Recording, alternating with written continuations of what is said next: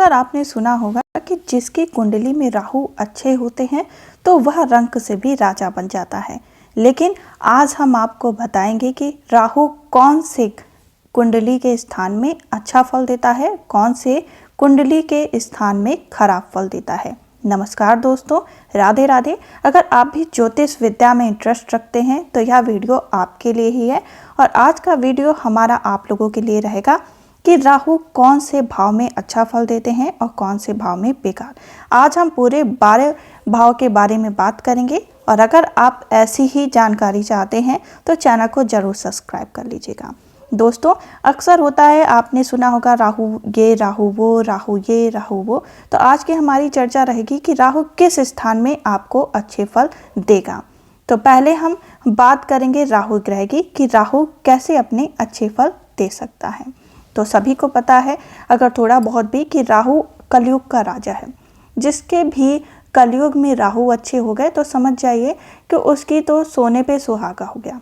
उसको पैसे रुपए, लग्जरी लाइफ, हर चीज़ राहु देगा, क्योंकि राहु का काम ही है लोगों को हर सुख देना और केतु का काम है हर सुख से बाहर निकालना। तो ये दोनों ही बहुत ही विपरीत हैं एक दूसरे से। आज की हमारी चर्चा रहेगी कि राहु कैसे आपकी ज़िंदगी में अपना रोल अदा करता है। तो सबसे पहले आप अपनी कुंडली या जिसकी भी कुंडली चाहते हैं उसकी कुंडली ले लीजिए और देखिए कि कैसे राहु उसमें अपना अच्छा फल देता है। चर्चा करते हैं पहले भाव से। पहला भाव यानी कि हमारा लग्न। यहाँ पे आप देखते जाइएगा और हम आपको बताते जाएंगे।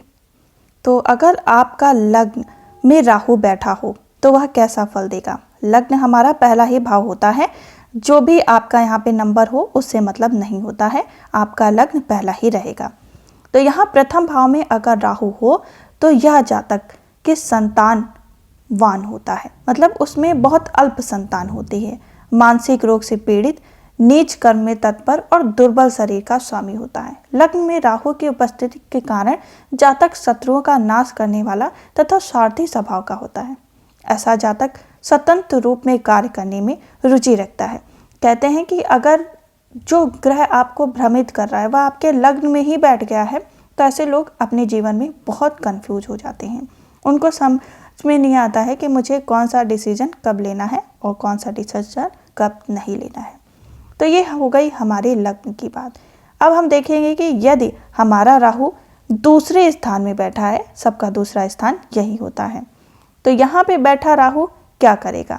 जातक को अल्प संपत्ति वाला और क्या परदेश में रहने का मन होगा। वो सोचेगा हम विदेश में रहें, और विदेश से पैसे आने के भी चांस ऐसे व्यक्ति के बन सकते हैं। शत्रु पर विजय प्राप्त करता है। ऐसा जो व्यक्ति होता है वह झूठा होता है। क्या करता है, अपनी बात मनवाने के लिए इतनी चालें चलता है कि सामने वाला जान नहीं सकता कि उसके मन में क्या चल रहा है और वो जबान से क्या बोल रहा है। बहुत निर्भीक होता है। और यह इंसान क्या करता है, पैसे संचित करके भी रखता है। ऐसा नहीं है इसके पास पैसे नहीं होते, पैसे बहुत होते हैं। यह इंसान पैसे कहते भी हैं कि राहु दूसरे भाव में बहुत अच्छा फल प्रदान करता है। उसके बाद राहु जो फल अच्छा प्रदान करता है वो भी हम आपको आगे बताएंगे। यह हो गया दूसरे भाव का फल। अगर हम बात करते हैं तीसरे भाव में राहु की, तो यहाँ पे राहु अपना अच्छा फल देता है। कहते हैं कि तीसरे भाव में पराक्रम का भाव होता है। अगर राहु साक्षात यहाँ पे बैठ जा रहा है, जो आपका ये तीसरा भाव सबका यही रहेगा, तो तीसरे भाव में बैठा राहु आपको बहुत पराक्रमी बनाएगा। साहस आपके अंदर कूट कूट के भर देगा। आप क्या करेंगे, हर काम में सफल रहेंगे। आपके पास पैसे रुपए की कोई कमी नहीं रहेगी। आप हर सिचुएशन से अपने आप को बाहर निकाल सकते हो।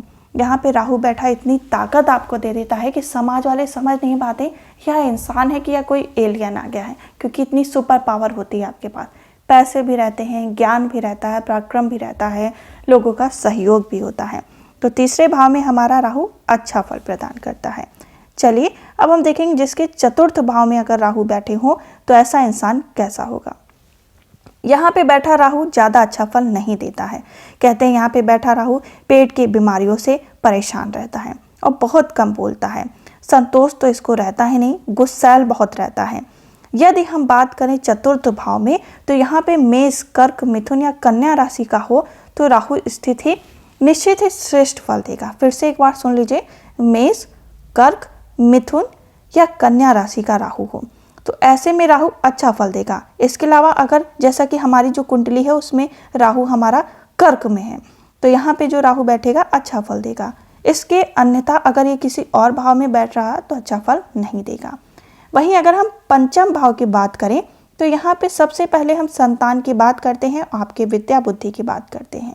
तो ऐसा जातक बहुत कहेंगे कि अपना यूज, दिमाग का यूज बहुत विशेष करता है। जैसे कि हर जगह उसको क्या करना है, यहाँ पे कि ये कोई इंसान मेरे संग अच्छा क्यों कर सकता है, कोई इंसान मतलब अत्यधिक सोचना। तो यहाँ पे पांचवें भाव में बैठा राहु इतना ज़्यादा सोचने पे मजबूर कर देता है कि इंसान हमेशा जो है अब मिसगाइड होता रहेगा, उसको सही निर्णय लेने में वो हमेशा डिस्ट्रैक्ट होगा, हरदम गलत पथ पे चला जाएगा। यहाँ पे पांचवें में बैठा राहु आपके संतान के लिए भी बहुत ही खतरनाक साबित होता है। ऐसे लोगों की संतान नहीं होती है। अगर संग में मंगल भी बैठ गया तो बहुत ही मुश्किल है कि ऐसे लोगों के संतान होगी। हाँ, अगर बृहस्पति देख रहे हैं तो आपके संतान योग बनेंगे, लेकिन पहली दूसरी संतान को कहीं ना कहीं राहु उसके लिए घातक रहेगा। अब हम बात करेंगे कि ऐसे इंसान की पत्नी कैसी रहेगी, तो वो भी बहुत रोगग्रस्त रहेगी, जिसके कारण से व्यक्ति हमेशा चिंतित रहेगा। अगर हम छठे भाव की बात करते हैं कि यहाँ बैठा राहु कैसा रहेगा, तो यहाँ पे बैठे इंसान को सबसे पहले तो शत्रुहंता योग बनाता है। यहाँ का राहु बड़े बड़े कार्य करने वाला होता है, पराक्रमी होता है। शत्रु को, जैसा मैंने पहले ही कहा, शत्रुहंता योग बनाने के कारण आपके सामने कोई भी शत्रु टिक नहीं पाएंगे। यहाँ पे बैठा राहु इंसान को इतना पराक्रमी बना देता हर क्षेत्र में, क्योंकि यहाँ पे हमारा छठा भाव आपके रोग ऋण हर चीज़ के लिए जहाँ पे राहु बैठ गया है तो अच्छा फल प्रदान करेगा।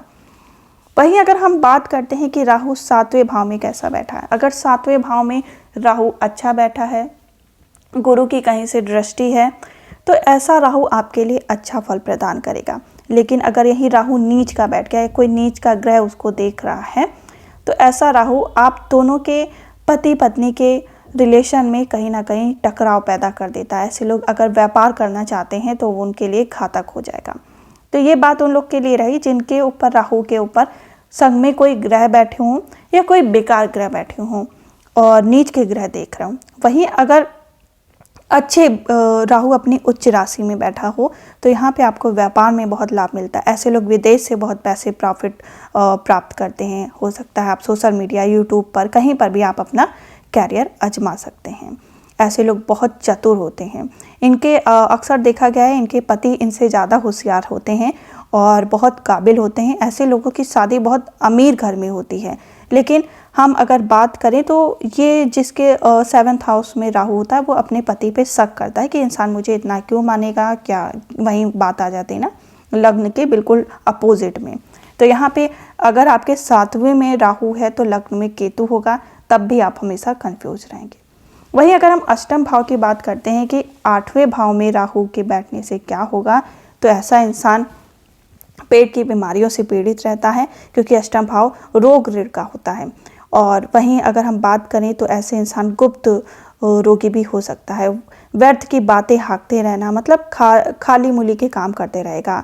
और ऐसा इंसान बहुत विलासी रहता है। घर परिवार के लोगों से अलग रहना इसको पसंद होगा। विपरीत विचार का होगा, बुद्धिजीवी होगा। विद्वानों तथा अगर हम बात करें अपने आप को सबसे ज़्यादा श्रेष्ठ समझेगा, जिसके भी 8वें भाव में राहु बैठे होते हैं। अगर हम 9वें भाव की बात करें कि 9वें भाव में राहु क्या होगा, कैसा होगा, तो यहाँ पे बैठा राहु हमेशा इंसान को अपने जन्म स्थान जहाँ है वहीं से जुड़ा कोई काम करवाता है।